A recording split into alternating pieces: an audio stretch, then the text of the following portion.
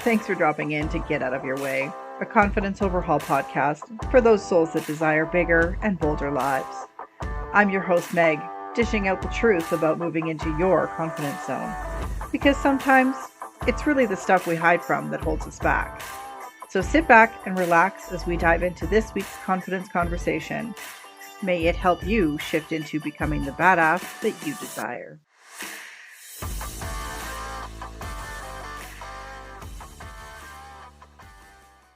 Good morning, my loves. Welcome back to Get Out of Your Own Way. So this morning, I had a little bit of a revelation, and it may seem silly to you, but it was fairly large in my spectrum, my little world. Much like I think a lot of people that run around in this world right now, I have suffered from perfectionism for most of my life. Perfectionism in a sense of no matter how hard I try and how much I do on a specific task, I never ever think that it's good enough. Especially if somebody outside of my realm notices that, there was a flaw somewhere or that my plan of action didn't work. Then my perfectionism comes in and goes, I failed, I haven't done enough, I need to do more, and I would exhaust myself over and over and over again to get these projects or these tasks done to perfection. But what is perfection? Because what I view as perfection isn't going to be what you view as perfection. Your view of what's perfect in that task is going to be vastly different than what I expect. So I'm placing these expectations, my own expectations on these tasks at hand that might not even be close to perfection for you, or will probably be more than perfect for you. And I was beating myself up because I wasn't doing good enough. So this morning, I grabbed hold of Ms.Perfect's little shoulders inside of me and I shook the shit out of her. I don't need her anymore. I realized that she was formed, this little habit of mine. She showed up when I was a kid. And not because I was abused or because I had any extensive trauma.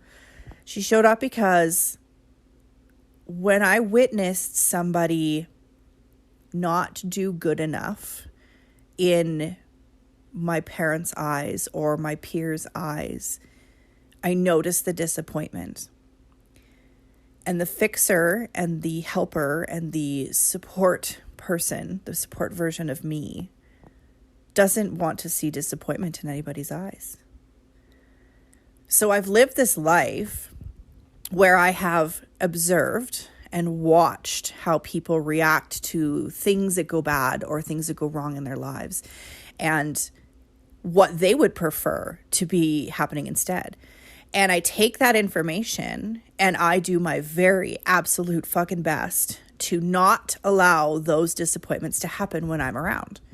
So for instance, in a situation where a friend of mine had a roommate and this roommate wasn't cleaning to their standards, so that when I was there, I made sure that I tiptoed around and did everything better than that roommate because I was a perfectionist and I didn't want to see that person that I loved feel disappointed. And it turned into, instead of just them feeling no disappointment and feeling better that they can trust me, it turned into me doing everything possible to make somebody else happy instead of myself.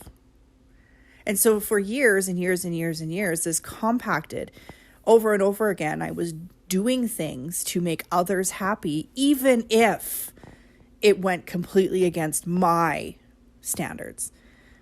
I don't clean the same way that my best friend cleans, and that's okay. I have my standards and they have their standards. And that's okay. If we all had the same standards, thought patterns, and beliefs, This world would be so fucking boring. I wouldn't want to be a part of it. Right? So anyways, I took this little part of me, this Ms.Perfection, I called her, and I thanked her for saving me when I needed her way back in the day, thinking that I was going to get in trouble if I didn't do things perfectly in and around the house. And what I learned through it was that as a kid, I was just trying to be the best that I could. And it wasn't that my parents were disappointed in me for not doing good enough, but my parents wanted more for me. And maybe they didn't know how to communicate it properly. And maybe I just misunderstood what they meant. But I took their disappointment from a terrible spelling test or a poor math grade. And I took that disappointment to heart and did everything possible so that it didn't happen again. And I'll tell you something, it happened over and over and over again. Math is not my strong suit. Spelling is also not my strong suit. But I do the best I can. And that's okay. That's so okay. I made it through school. I made it through, and, you know, I may not have had honors, but I still graduated. I today have books on the go. I'm, working towards being a published author. I have a thriving coaching business. I help other people bust through belief systems and, break limiting belief patterns. And I do amazing, amazing things. So who cares if in grade 2 I couldn't spell the word towel? Or who cares that in grade 10 I had a 33% math average? Who cares? Who cares? Because those things don't matter. Those things don't matter at all today. So I took perfection, Ms.Perfection, thanked her for everything that she did. She taught me a lot. I can observe people and take those observations and now help people, spin them and help people. I don't need to take those observations and do things for them. I can now see things that they may not and help them move through them. So I thanked her and I released her because I am more than enough.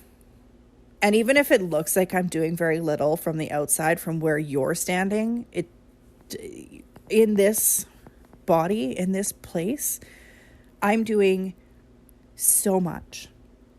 My brain is always on the go. It's constantly thinking up new ideas. It's constantly trying to find ways to move people through things, it goes so far as to, I will sit here and think for hours and hours and hours on how to fix or give you a solution to fix whatever is ailing you. Because that's my mission. That's my purpose. I want to help people feel better. I want to help people move through shitty things with ease and compassion and love in their hearts. I don't want to see suffering. Suffering isn't something that I wish upon anybody, and I will do everything in my power to help people suffer less. But that doesn't mean I have to do it perfectly. That just means that I have to show up, hold space, and guide them through some shitty and hard things. It doesn't have to be perfect. Each client that I have, we have a different system.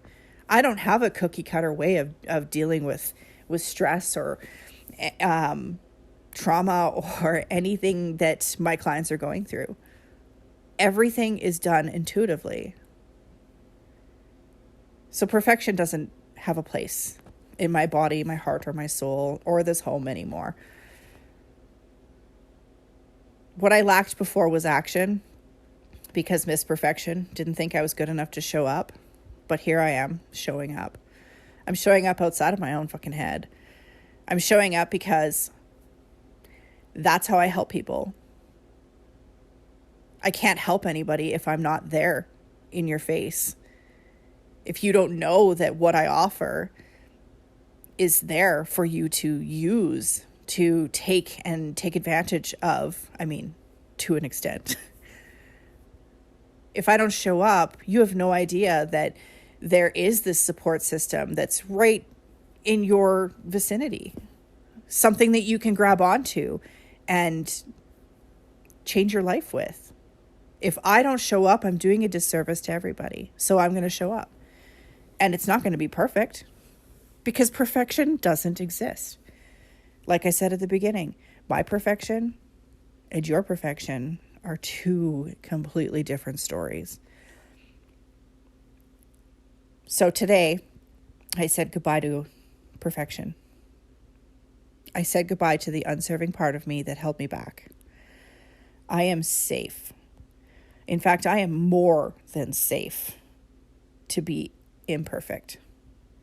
I have a support system. I am allowed to make mistakes. I am allowed to fail. I am allowed to try things and not like them. I'm allowed to move in ways that may make no sense to you, but make complete and utter and perfect sense to me.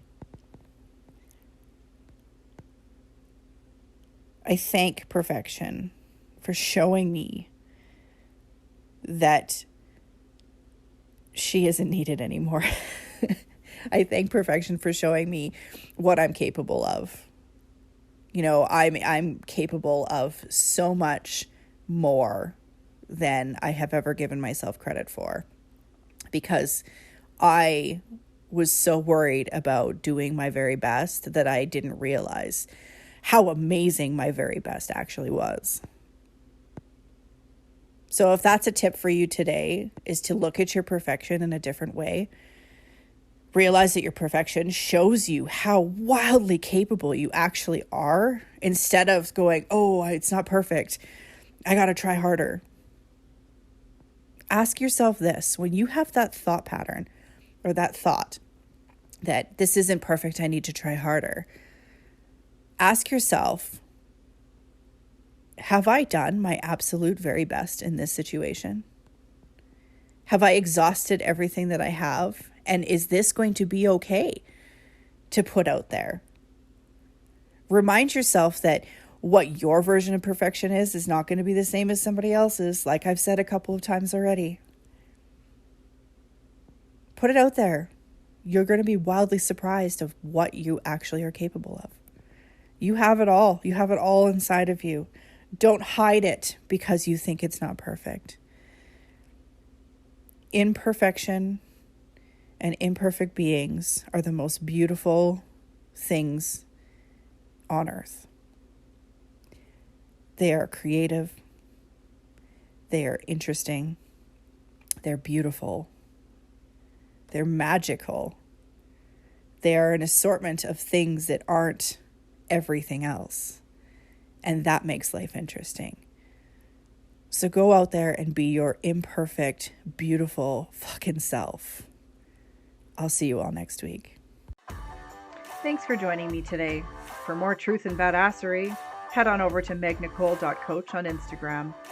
If this podcast happened to rock your world and you think it might rock someone else's as well, be sure to share it. Perhaps we can all be a part of changing someone's view on life. Also, don't forget to hit that subscribe button so you don't miss out on any future episodes. Catch y'all next week.